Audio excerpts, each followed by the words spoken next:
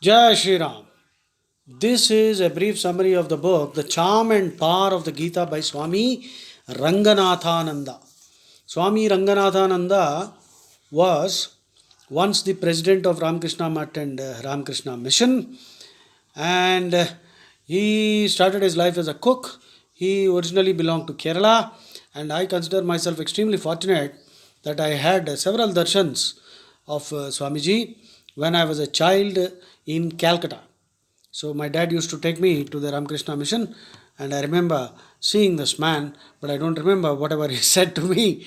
But that itself, I think, laid the seed for the quest for spiritual knowledge later in my life. Actually, this the charm and the power of the Gita was a talk given by Swamiji, and this was later published as a book.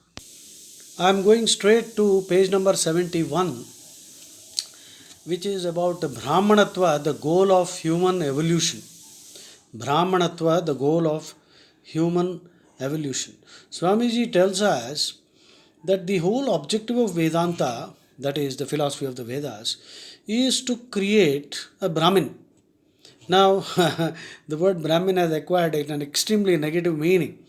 But Brahman or Brahmin means one who is a purely sattvic person without any hatred or violence and ever loving, compassionate, and kind.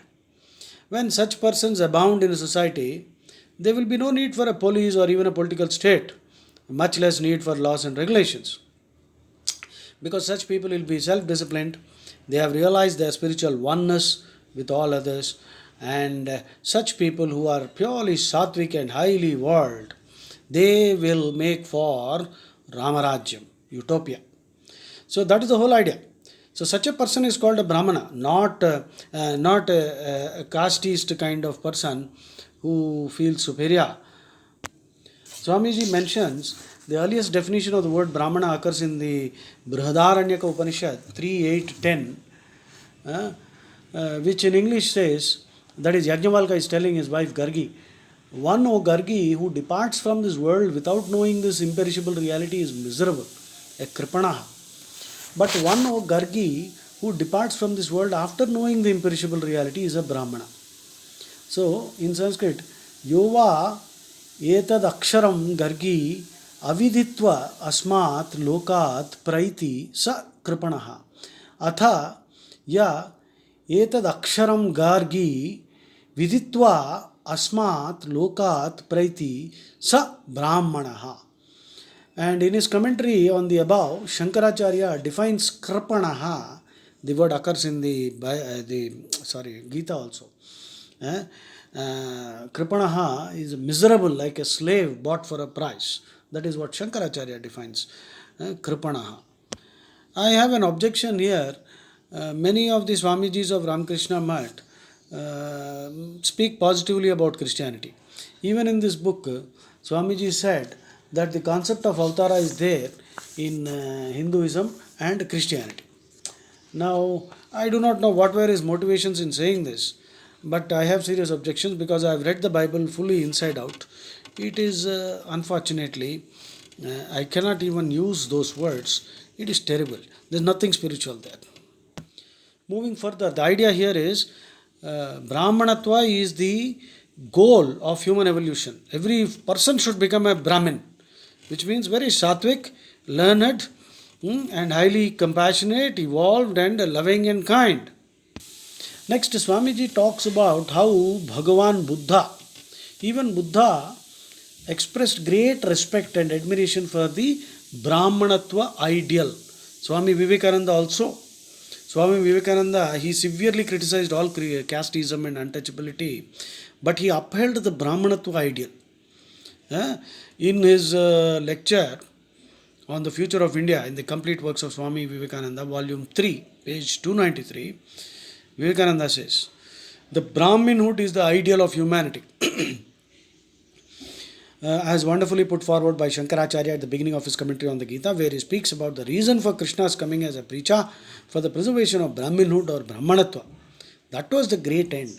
This Brahmin, the man of God, he who has known Brahman, the ideal man, The perfect man must remain, he must not go. So, Swamiji mentions some selected verses from Dhammapada. Dhammapada, as you know, is the collection of Buddha's teachings. And this translation by Swami Sarvepalli Radhakrishna. The Dhammapada verses are, I will not read the verses as such, I will read the English translation.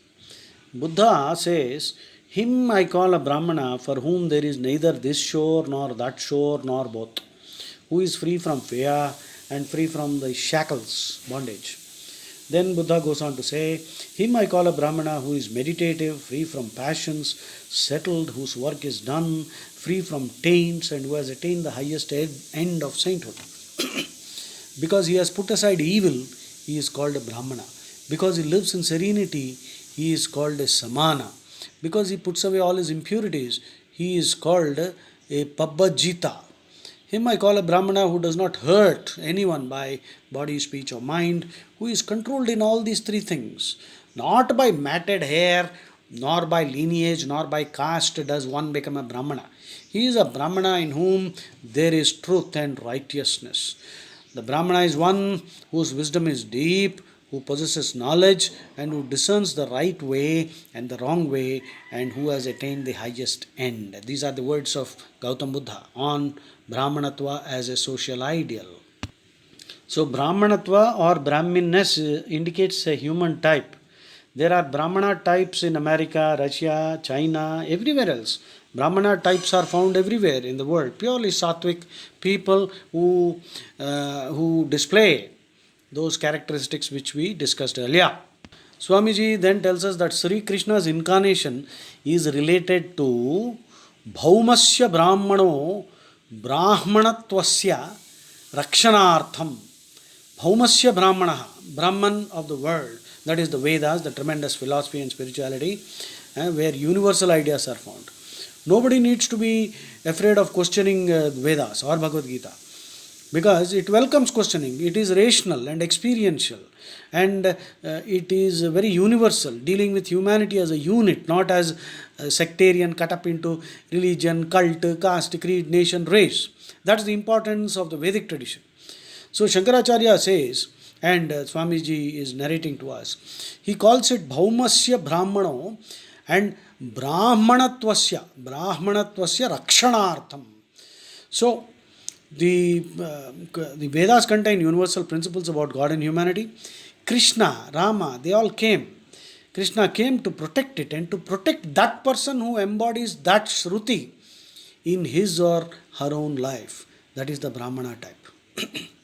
So remember, Brahmin as a priest is different from the Brahmana as expounded in the Vedas and the Bhagavad Gita. Jai Shri Ram.